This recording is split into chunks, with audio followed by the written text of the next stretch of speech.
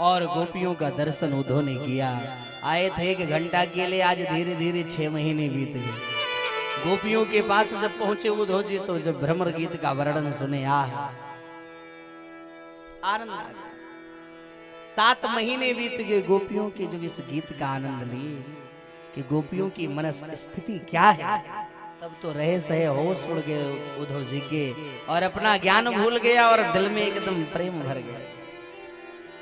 मैंने कहा है कि प्रेम से बढ़कर दुनिया में कोई चीज नहीं।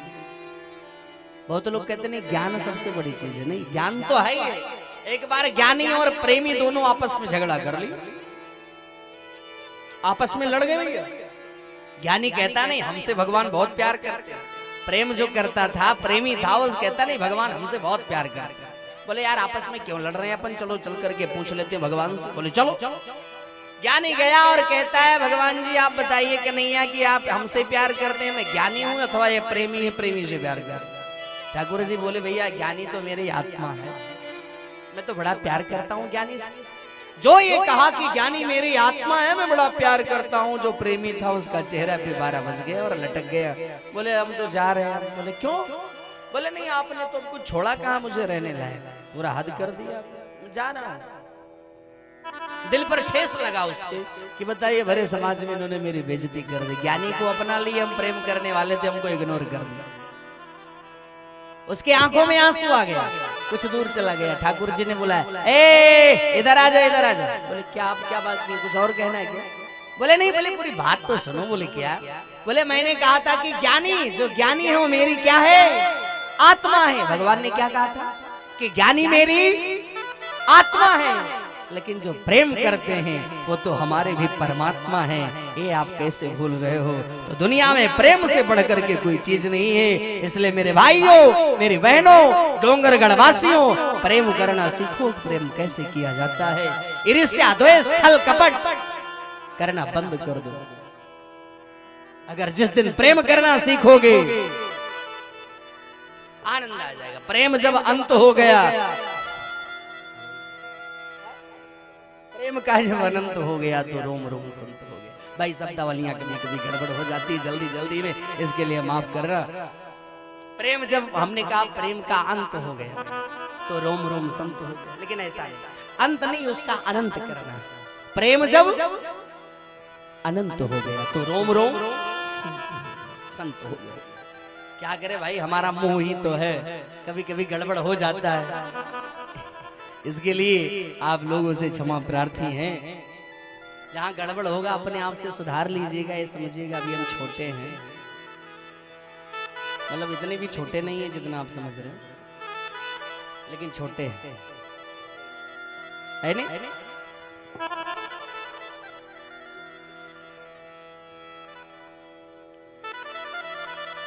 तो भैया कहने का तात्पर्य ये है मेरे भाई बहन, अब उद्धव जी 7 महीने रुक करके आए, गोपियों के चरणों में प्रणाम करते हैं, कहते हैं हम जब भी हमारा जन्म हो तो यही हो और कहीं नहीं। आशा महो चरण रेण जुसा महस्या वृंदावने किमपि गुल मलिता सधीना। हमारा जन्म यही हो, चाहे मुझे वृंदावन का कीट पतंग गुल मता औषधि कुछ भी बना दो। ऐसे बात करते करते 7 महीने बाद उद्धव जी आए। भगवान ने जो उद्धव जी को दर्शन किया, अरे आओ ज्ञानी जी, आए बात मत करना, बड़े 1 नंबर के धोखेबाज हो आप। बोले हुआ क्या? बोले कितना लंबा चौड़ा धोखा देकर आप वृंदावन वालों को आए हो, मैं जानता नहीं। बोले अच्छा ऐसी बात नहीं, हम यही चाहते थे कि तुम्हारे बड़ा ज्ञानी थे तो थोड़ा प्रेम आ जाए तुम्हारे दिल में, बस और कुछ नहीं। अब आप प्रेमी बन गए हो, रहा सवाल राधा रानी का, तो जरा आंख बंद करो, मैं भी दर्शन करवाता हूँ। उद्धव जी ने आंख बंद की और तुरंत भगवान आंख खोल कर देखे तो प्रिया प्रीतम सरकार झोली पर एक साथ झूल रहे हैं। बोल राधा रानी की जय, बरसाने वाली की जय, बमुलेश्वरी मैया की जय, श्री सुखदेव जी महाराज की जय, जय जय श्री राधे श्याम। और यहीं से भागवत का 10वां स्कंद का पूर्वार्ध समाप्त होता है और हम उत्तरार्ध में प्रवेश करते हैं। लेकिन 5 मिनट से 7 मिनट की कथा और है। अब आपको समास विधि से कथा सुनाई जाएगी और 5 से 7 मिनट में भगवान की झांकी आएगी। क्योंकि समय ओवर हो रहा है, आप तैयारी कर लिए नहीं? हाँ या ना? वह जीवन का कारण जब अपने पिता ओंकारनाथ जी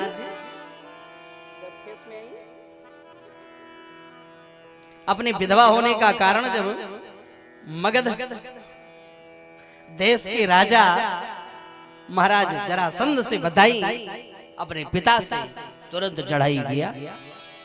17 अक्षौहिणी सेना लेकर के चढ़ाई किया मथुरा पर। भगवान सबको मार देते हैं, जरासंध को छोड़ देते। एक नहीं 17 बार किया और 17 बार भगवान ने यही किया। और अब की बार कालेवन नाम का राक्षस भगवान का पीछा किया तो भगवान एक गुफा में प्रविष्ट हो गए और जहां पर मुचकुंद महाराज सो रहे हैं और अपना पीताम्बर भगवान ने बढ़ाया और कालेवन पहुंचा। मुचकुंद को ही भगवान समझ कर एक पाद प्रहार किया तो मुचकुंद जी की नेत्र खुली और जल करके राख हो गया कालेवन। भगवान का दर्शन पाते ही आशीर्वाद की आकांक्षा करने लगे।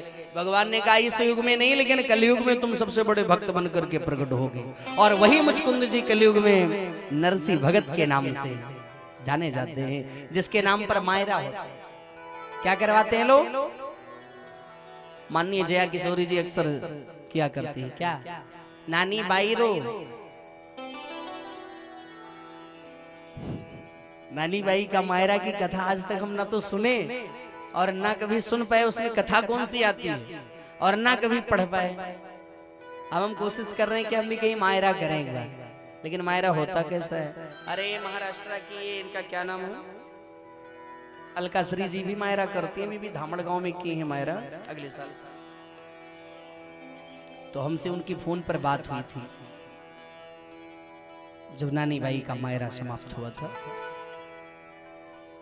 उसी दिन वहां के राठी समाज और मारवाड़ी परिवार और कौन कौन परिवार रहते हैं दिमाग से उतरा। तो भैया लेकिन हमने आज तक पढ़ा नहीं, लेकिन हम कोशिश करेंगे पढ़ने की। तो इस प्रकार से अब जरासंध जब सोचा मैं तो हार जाऊंगा तो गया पंडितों को यज्ञ पर बिठाया कि मैं जीत जाऊंगा तो बहुत माल दूंगा, हार जाऊंगा तो मार दूंगा। ब्राह्मण सब हाथ जोड़कर भगवान से विनती करते। भगवान सोचे भाई ब्राह्मण की रक्षा के लिए हम अपनी हार स्वीकार करें। और भगवान रात ही रात में पूरे समुद्र के नगरी में एक सुंदर निर्माण किया, भव्य नाम पड़ा द्वारिका। और समस्त मथुरा वालों को द्वारिका में शिफ्ट कर दिया। रात ही रात में जब जरासंध ने पीछा किया तो भगवान पहाड़ पर चढ़ गए, आग लगवा दिया। पहाड़ के सहारे से ठाकुर जी समुद्र में और समुद्र के सहारे से द्वारिका में भगवान पहुंचे। 25 वर्ष की अवस्था में भगवान द्वारिकाधीश बन गए। बोलो द्वारिकाधीश भगवान की जय। लेकिन बलराम जी की शादी हो गई थी किसके साथ? रेवत महाराज की बेटी रेवती के साथ। भगवान सोचे मेरी भी शादी हो जाए तो अच्छी बात है। तब तक संदेशा आ गया। कहां से संदेशा आया? राजा सेद भीष्म को नाम विदर्भाधिपतिर्महा तस्य पंचाभवन पुत्रा कन्यका च वरानना। महाराष्ट्र में विदर्भ देश से, महाराष्ट्र के विदर्भ देश से यानी कौंडिन्यपुर धामड़ गांव के पास, अमरावती के पास कौंडिन्यपुर से यानी राजा भीष्म 5 बेटे थे, एक बेटी थी, नाम था रुक्मिणी। साक्षात लक्ष्मी जी कमल के यानी एक सरोवर से मिली थी लक्ष्मी माता। उनको लाए घर, पढ़ाए लिखाए, विदुषी बनाए। और यही सोचा था कि अपनी बेटी का शादी कहां करूंगा? वासुदेव कृष्ण के साथ। और रुक्मणी मैया जब बड़ी हुई तो इतनी चर्चा सुन ली थी हमारे कन्हैया की कि उनके हृदय पटल पर एक तस्वीर चिपक गई। किसकी? हमारे द्वारिकाधीश। लेकिन रुक्मणी मैया का भाई ये नहीं चाहता था, जिसका नाम था रुक्मी। वो क्या चाहता था? अरे मेरी बहन की शादी उस भगोड़े से नहीं होगी। बड़ा विपक्षी था वो। उसने शादी पक्की किया शिशुपाल के साथ। और 2-4 दिन में जब बारात दरवाजे पर आ गई तब पता चला रुक्मणी मैया की वो तो शादी होगी, बारात भी घर में आ गई, तैयारी करो। अब तो धड़कन तेज भई, राम राम। लेकिन जब ननद को कोई प्रॉब्लम आती है तो किसके साथ अपनी बात करती है? भाभी से। गई अपनी भाभी से बोलने लगी। भाभी ने कहा अरे बावरी तो पहले कहना चाहिए। उठाए एक कागज और एक पेन, एक कागज और एक पेन उठाई और 7 श्लोकों में एक बड़ा प्यारा पत्र महारानी रुक्मणी लिखती हैं और लिख करके एक ब्राह्मण के हाथों देती हैं। कहती हैं जाओ इसको लेकर अब सौंप दिया इस जीवन का सब भार। लिखती क्या है जानते हैं उस पत्र में? उस पत्र का नाम है प्रेम। क्या नाम? जोर से बोलो और जोर से बोलो। ऐसे बोल रहे हैं जैसे इनके लिए कभी आया ही ना। अरे जोर से बोलो, क्या नाम है उसका? प्रेम। है? लिखा क्या है उसमें? क्या लिखा है भाई? 7 श्लोक में महारानी रुक्मणी लिख। हम बतावें? हम बतावें क्या लिखा है माता रुक्मणी ने? तो जोर से बोलो हाँ अगर सुनना है तो। और जोर से बोलो। अरे बेशर्मो, थोड़ी शर्म नहीं रहेगी क्या? अपना प्रेम पत्र पढ़ना होता था तो बाथरूम में पढ़ते थे कि कोई देख ना ले। अब किसी दूसरे की प्रेम पत्र को पढ़ने के लिए कितनी उत्सुकता है। हाँ सुनाओ, चलो भाई सुनाते हैं। क्या लिखती है महारानी रुक्मणी? आइए गौर करे बाबा सुखदेव के शब्दों। श्रुत्वा गुणान भुवन सुंदर शृण्वतान्ते निर्वेश कर्ण विवरैर हरितोंग तापम रूपम दृशाम दृश्यमता मखिलार्थ लाभम त्वय्यच्युता विशति चेत्रम पत्रपम। इस श्लोक में 2 नाम को पुकार क्या? हे त्रिभुवन सुंदर और हे अच्युत। श्रुत्वा गुणान भुवन सुंदर शृण्वतान्ते। कहती है मैंने आपको देखा नहीं है, आपके नाम को सुना है, बस आपके दीवानी हो। लेकिन मेरी शादी किसी और के साथ हो रही है और मैंने आपको वर्ण कर चुकी हूँ। हे सरकार आप आओ और अपने वीरता का परिचय देकर हमें यहाँ से लेकर जाओ। ऐसा ना हो किसी शेर के भाग को कोई कुत्ता उठा लेकर चला जाए। अब आप सोचेंगे कौन सी ऐसी नारी है जो ऐसा कह रही है? हे सरकार संसार की कौन ऐसी स्त्री है जो आपको पति रूप में पाना ना चाहे? का त्वां मुकुंद महती कुलशैल रूप विद्या वयो द्रविण धाम तुल्यम। ए सरकार संसार की सभी नारियां तो यही चाहती कि मेरे पति कृष्ण हो। लेकिन सरकार आप आओ। अब आप सोचोगे मैं मिलूंगी कहाँ? तो हमारे यहाँ का नियम है जब शादी होती है तो लड़की क्या करने जाती है? कात्यायनी मैया का पूजन। और मैं वहीं आऊंगी, आप भी वहीं आना, हमारी आपकी बात बन जाएगी। पूर्वे दुरस्ति महती कुलदेविया यस्यां बहिर्नववधू गिरिजामुपेया।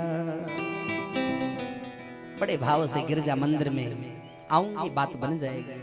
ब्राह्मण जी लेकर के गए और भगवान को दिए। ठाकुर जी जो इस पत्र को पढ़े बोले वाह मैं भी बहुत याद करता हूँ रुक्मणी को। तुरंत घोड़े रथ को तैयार किए, सुंदर सुंदर घोड़े रथ में लगाए और ब्राह्मण को बिठाया और सीधा भगवान महाराष्ट्र विदर्भ आ गए। और मंदिर के पीछे